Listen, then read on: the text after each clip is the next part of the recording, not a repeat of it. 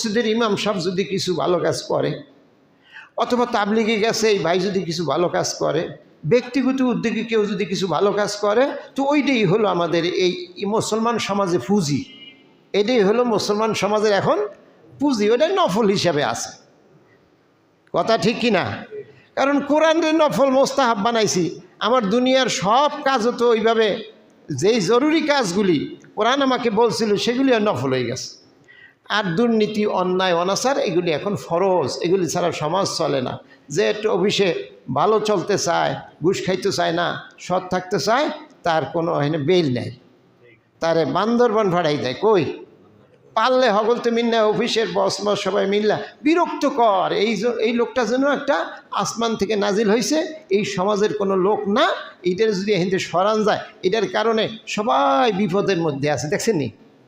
কোরআন রেও তো ওই রকম, আমরা এই কোরআন রে মনে হয় যেন কোরআন বিপদের মধ্যে আছে, আমাদের তেলাওয়াতে নাই, মুখে